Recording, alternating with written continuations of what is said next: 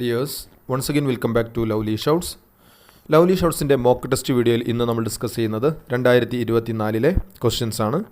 കഴിഞ്ഞ വീഡിയോയിലെ ബാക്കി ക്വസ്റ്റ്യൻസ് ആണ് നമ്മൾ ഇന്ന് ഡിസ്കസ് ചെയ്തുകൊണ്ടിരിക്കുന്നത്. നോക്കാം. ഫസ്റ്റ് ക്വസ്റ്റ്യൻ: ഇന്ത്യൻ ഭരണഘടനയിൽ 6 മുതൽ 14 വയസ്സ് വരെയുള്ള കുട്ടികൾക്ക് സൗജന്യവും നിർബന്ധിതവുമായ വിദ്യാഭ്യാസം മൗലികാവകാശമാണ്. ഭരണഘടനയുടെ ഏത് അനുച്ഛേദമാണ് ഈ വിദ്യാഭ്യാസ അവകാശം ഉൾപ്പെടുത്തിയിട്ടുള്ളത്? അതായത് 6 മുതൽ 14 വയസ്സ് വരെയുള്ള കുട്ടികൾക്ക് സൗജന്യവും നിർബന്ധിതവുമായ വിദ്യാഭ്യാസം മൗലികാവകാശമാണ് ഇന്ത്യയിൽ. ഭരണഘടനയുടെ ഏത് അനുച്ഛേദമാണ് ഈ വിദ്യാഭ്യാസ അവകാശം ഉൾപ്പെടുത്തിയിട്ടുള്ളത്? ആൻസർ ഓപ്ഷൻ സി ആണ്, അനുച്ഛേദം 21A. അനുച്ഛേദം 21A ആണ് വിദ്യാഭ്യാസം മൗലികാവകാശമായിട്ടുള്ള അനുച്ഛേദം. ഇന്ത്യൻ ഭരണഘടനയിൽ മൗലിക കർത്തവ്യങ്ങളെക്കുറിച്ച് പ്രതിപാദിക്കുന്നത് ഏത് ഭാഗത്താണ്? ഇന്ത്യൻ ഭരണഘടനയിൽ മൗലിക കർത്തവ്യങ്ങളെക്കുറിച്ച് പ്രതിപാദിക്കുന്നത് ഏത് ഭാഗത്താണ്?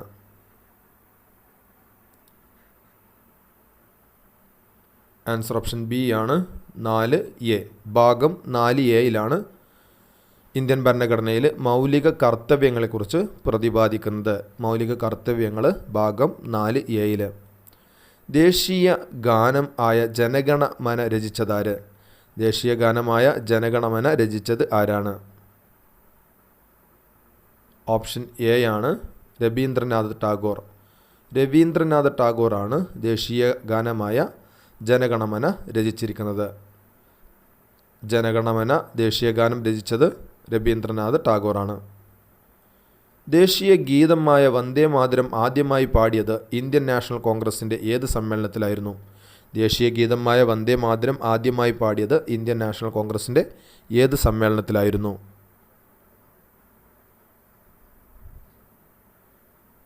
ആൻസർ ഓപ്ഷൻ എ ആണ്, കൽക്കത്ത കോൺഗ്രസ് സമ്മേളനം.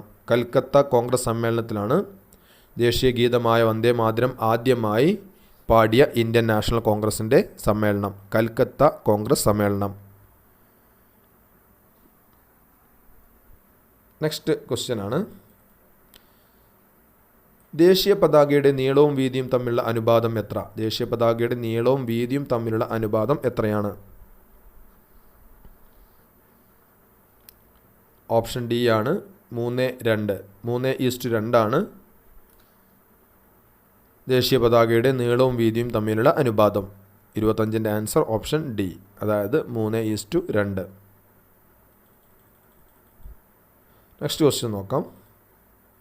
ദേശീയ മനുഷ്യാവകാശ കമ്മീഷൻ നിലവിൽ വന്നത് ഏത് വർഷത്തിൽ? ദേശീയ മനുഷ്യാവകാശ കമ്മീഷൻ നിലവിൽ വന്നത് ഏത് വർഷത്തിലാണ്? ആൻസർ ഓപ്ഷൻ സി ആണ്, 1993 ഒക്ടോബർ 12. 1993 ഒക്ടോബർ 12 ദേശീയ മനുഷ്യാവകാശ കമ്മീഷൻ നിലവിൽ വന്നത്. ഇന്ത്യയിൽ വിവരാവകാശ നിയമം നിലവിൽ വന്നത് ഏത് വർഷത്തിൽ? ഇന്ത്യയിൽ വിവരാവകാശ നിയമം നിലവിൽ വന്നത് ഏത് വർഷത്തിലാണ്?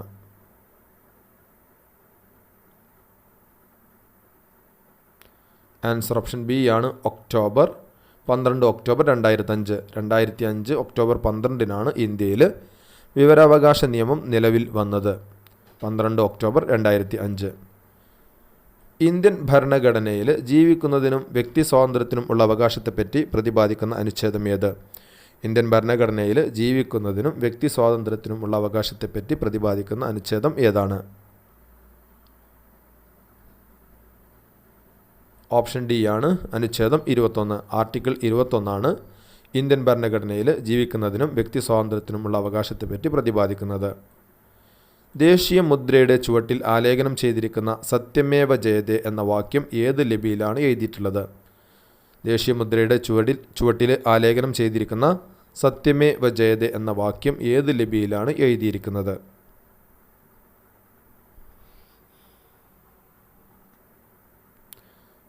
Answer option A, Devanagari. Devanagari ലിപിയിലാണ് ദേശീയ മുദ്രയുടെ ചുവട്ടിൽ ആലേഖനം ചെയ്തിരിക്കുന്ന സത്യമേവ ജയതേ എന്ന വാക്യം എഴുതിയിരിക്കുന്നത്. ആൻസർ ദേവനാഗരി. താഴെ പറയുന്നവയിൽ ഇന്ത്യയുടെ ദേശീയ മൃഗം ഏതാണ്? താഴെ പറയുന്നവയിൽ ഇന്ത്യയുടെ ദേശീയ മൃഗം ഏതാണ്?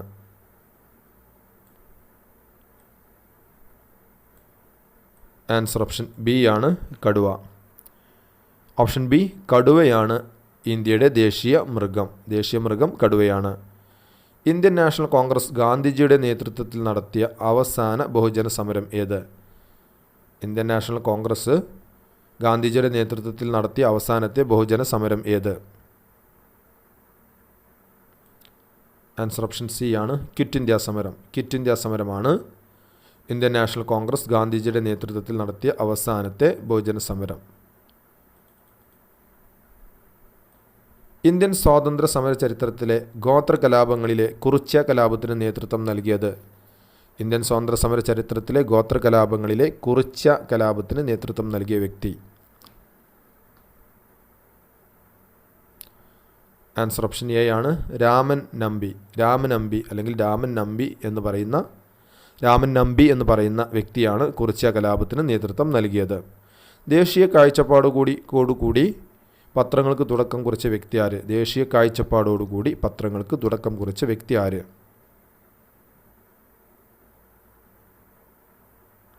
ആൻസർ ഓപ്ഷൻ ഡി ആണ് രാജാറാം മോഹൻ റോയ് ആണ് ഇന്ത്യൻ നവോത്ഥാനത്തിൻ്റെ പിതാവ് എന്നറിയപ്പെടുന്ന രാജാറാം മോഹൻ റോയ് ആണ് ദേശീയ കാഴ്ചപ്പാടോടുകൂടി പത്രങ്ങൾക്ക് തുടക്കം കുറിച്ച വ്യക്തി.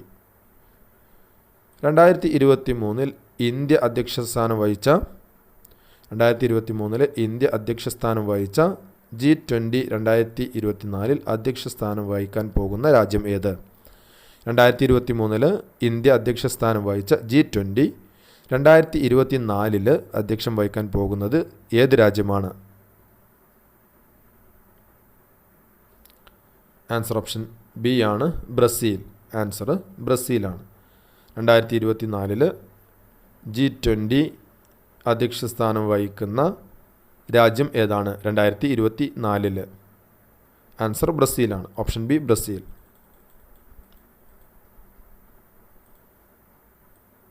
അന്തർദേശീയ സാഹോദര്യത്തിന് ഊന്നൽ നൽകാൻ ലക്ഷ്യമിട്ട് രവീന്ദ്രനാഥ് ടാഗോർ സ്ഥാപിച്ച സർവകലാശാല? അന്തർദേശീയ സാഹോദര്യത്തിന് ഊന്നൽ നൽകാൻ ലക്ഷ്യമിട്ട് രവീന്ദ്രനാഥ് ടാഗോർ സ്ഥാപിച്ച സർവകലാശാല ഏത്?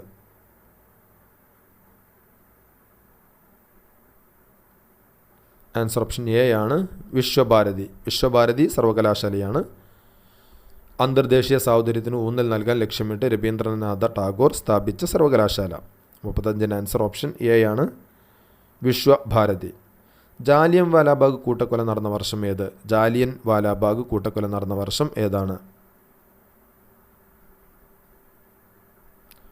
ഓപ്ഷൻ സി ആണ് 1919. 1919 ജാലിയൻ വാലാബാഗ് കൂട്ടക്കൊല നടന്നത്. 1919. ബ്രിട്ടീഷ് കാലഘട്ടത്തിൽ ഇന്ത്യൻ സമ്പദ് വ്യവസ്ഥയിലുണ്ടായ തകർച്ചയെ വെളിപ്പെടുത്തുന്ന ചോർച്ച സിദ്ധാന്തം ആരുടെ സംഭാവനയാണ്? ചോർച്ച സിദ്ധാന്തം അവതരിപ്പിച്ചത് ആരാണ്? ആരുടെ സംഭാവനയാണ്? ആൻസർ ഓപ്ഷൻ ബി ആണ് ദാദാഭായ് നവറോജിയുടെ സിദ്ധാന്തമാണ് സംഭാവനയാണ് ചോർച്ച സിദ്ധാന്തം. ദാദാഭായ് നവറോജി. സാരേ ജഹാം സെ അച്ച ഹിന്ദുസ്ഥാൻ ഹമാര എന്ന ഗാനത്തിൻ്റെ രചയിതാവ്? സാരേ ജഹാം സെ അച്ച ഹിന്ദുസ്ഥാൻ ഹമാര എന്ന ഗാനത്തിൻ്റെ രചയിതാവ് ആരാണ്? ആൻസർ ഓപ്ഷൻ ഡി ആണ് അല്ലാമ മുഹമ്മദ് ഇക്ബാൽ ആണ് സാരേ ജഹാം സെ അച്ച ഹിന്ദുസ്ഥാൻ ഹമാര എന്ന ഗാനത്തിൻ്റെ രചയിതാവ്. ആൻസർ ഓപ്ഷൻ ഡി അല്ലാമ മുഹമ്മദ് ഇക്ബാൽ ആണ് answer.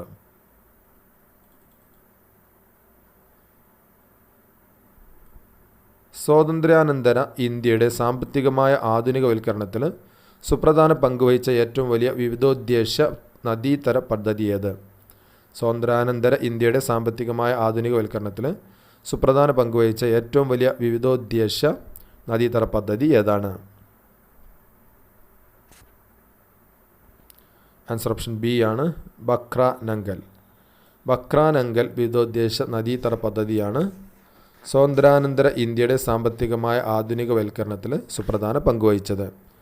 Answer Bhakra Nangal. 39 answer option B ആണ് ബക്രാനങ്കൽ. ഏതൊരു ഇന്ത്യക്കാരനെയും വാറൻ്റ് ഇല്ലാതെ അറസ്റ്റ് ചെയ്യാമെന്ന ബ്രിട്ടീഷ് ഭരണത്തിൻ്റെ കരിനിയമത്തിൻ്റെ പേരെന്ത്? ഏതൊരു വ്യക്തിയെയും വാറൻ്റ് ഇല്ലാതെ തന്നെ അറസ്റ്റ് ചെയ്യാമെന്ന ബ്രിട്ടീഷ് കരിനിയമത്തിൻ്റെ പേരെന്താണ്?